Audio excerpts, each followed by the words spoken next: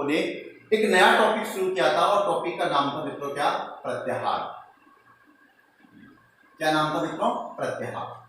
तो मित्रों इस प्रत्याहार के बारे में हम लोगों ने जो सीखा वो ये सीखा कि इसकी जो उत्पत्ति है वो किस धातु से हुई है, किस उपसर्ग से हुई है, किस प्रत्यय से हुई है, ये कौन से लिंग में है, और मित्रों इस प्रत्याहार शब्द का अर्थ क्या है, और मित्रों क्या है? ये एक प्रक्रिया है। क्या है मित्रों? प्रक्रिया है। इस प्रत्याहार की प्रक्रिया को सीखने के लिए पाणिनि महोदय ने हमें कुछ नियम दिए हैं, कुछ सूत्र दिए हैं। लेकिन मित्रों उन सूत्रों और नियमों के पास में जाने से पहले या उनको समझने से पहले हम ये सीखेंगे कि आखिर ये प्रत्याहार बनता किस तरीके से है।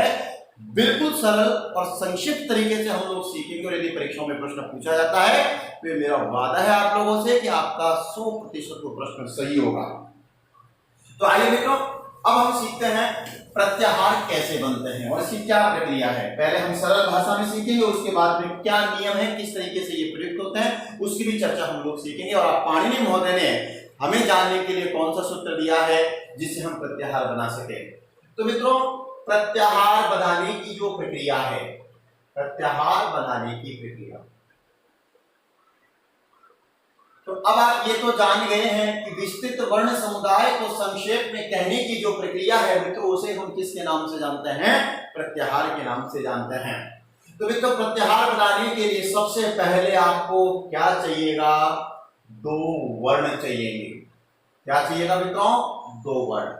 लेकिन इन दो वर्णों में जो अंतिम वर्ण है, ध्यान से समझिएगा मित्रों, जो अंतिम वर्ण है वो क्या होगा? आपका हलंत। और वो हलंत वर्ण को ही क्या कहेंगे हम? इत संज्ञक। तो सबसे पहले बात कि आपको प्रत्याहार में कितने वर्ण देखने को मिलेंगे मित्रों? दो, जिसमें आपका जो अंतिम वर्ण है वो अंतिम वर्ण क्या होगा? इत संज्ञक होगा। और जो आपका आदि यानी कि पहला वर्ण, ये सिर्फ और सिर्फ आपका क्या होगा? वर्ण। यानी कि हम ये कह सकते हैं कि जो अंतिम वर्ण है वो क्या है? इत संज्ञक है, और जो पहला है वही क्या है?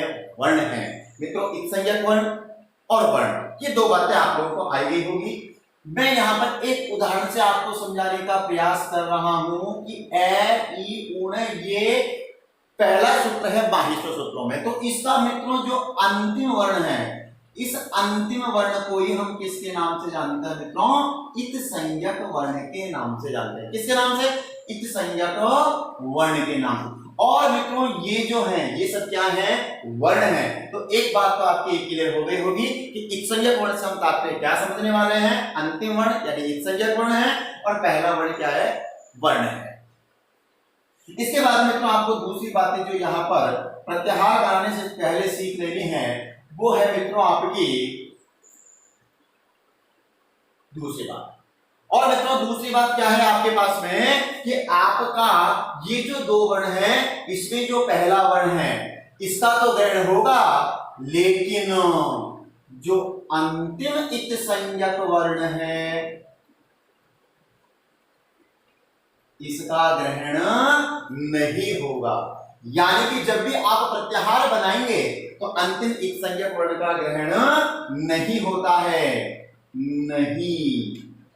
नहीं होता है। बिल्कुल अपने दिमाग में बिठा दीजिए कि अंतिम जो इत संज्ञक वर्ण है इसका ग्रहण नहीं होगा जब आप प्रत्याहार बनाएंगे। फिर किसका ग्रहण होगा? तो मित्रों तीसरी बात और सबसे महत्वपूर्ण बात जो है, यदि ये हमने सीख ली तो हम ये बना पाएंगे कि इस प्रत्याहार के अंतर्गत ये वर्ण आने वाले हैं। तो मित्रों आदि वर्ण यानी कि जो आपका प्रथम वर्ण है, तो आदि वर्ण स्वयं का बोध कराते हुए, स्वयं का बोध कराते हुए अंतिम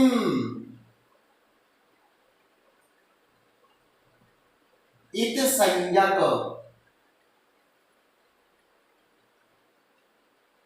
तक के वर्णों का बोध कराता है। जी हाँ मित्रों, आदि वर्ण स्वयं का बोध कराते हुए, यानी कि स्वयं का तो बोध कराएगा ही कराएगा, लेकिन स्वयं का बोध कराते हुए कहां तक जाएगा? अंतिम इत संज्ञक तक के वर्णों का बोध कराता है। यानी कि अंतिम इत संज्ञक, दो वर्ण होंगे, दो वर्ण में पहला वर्ण अंतिम इत संज्ञक वर्ण, इनके मध्य के वर्णों का भी बोध कराता है। तो हम ये कहेंगे चौथी बात और अंतिम बात, चौथी बात और अंतिम बात। और चौथी बात तक जाने से चौथी और महत्वपूर्ण बात यह है कि आदि वर्ण तथा अंतिम इत संज्ञक वर्ण के मध्यवर्ती, यानी कि बीच में आने वाले वर्णों का ग्रहण होता है। तो हाँ मित्रों, ये चार बातें आप लोगों को सीख लेनी है।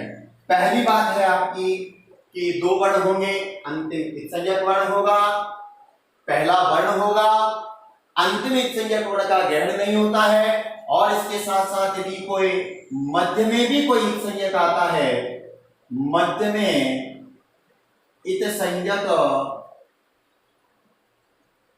आने पर उसका भी ग्रहण नहीं होता, यानी कि उसको भी हम नहीं गिनेंगे प्रत्याहार के अंतर्गत। क्लियर मित्रों? यानी कि इत संज्ञक वर्णों को हटा देना है, बिल्कुल क्लियर है। उदाहरणों से हम लोग सीखेंगे, और उसके बाद में आदि वर्ण स्वयं का बोध कराते हुए अंतिम इत संज्ञक तक के वर्णों का बोध कराता है, और आदि वर्ण का अंतिम इत संज्ञक वर्ण के मध्यवर्ती, ध्यान से समझिएगा मित्रों, कौन से वर्ण है? मध्यवर्ती, बीच में आने वाले जो वर्ण हैं उनका भी ग्रहण होता है। क्लियर है? तो तीन बातें, चार बातें आपके सामने हैं, चारों बातों को बहुत अच्छे से समझ लेना है मित्रों। मैं आपको व्यवहार बता रहा हूं, ये चार बातें यदि आपने सीख ली तो प्रत्याहार आप निर्माण कर सकते हैं। आप प्रत्येक प्रत्याहार में कौन कौन से वर्ण आते हैं ये सब बता सकते हैं। तो देखो चार बातें पुनः एक बार, अब कुछ लोग समझ रहे हैं बार बार सर बता रहे हैं, तो बार करत करत अभ्यास के जड़मते हो सुजान, और रस्सी आवत जात के सिल पर पड़त निशान। मित्रों ये तो बात आप जानते हैं। तो पहला विषय आपका दो वर्ण इत संज्ञक वर्णों का ग्रहण नहीं करना है, आदि वर्ण का ग्रहण होगा, और अंतिम इत संज्ञक वर्ण तक के मध्यवर्ती वर्णों का भी क्या होता है? ग्रहण होता है। इन चार बातों को यदि आपने सीख लिया है तो आप इसे अपने नोटबुक में लिख लें, क्योंकि अब हम इसके क्या नियम है पाणिनि महोदय ने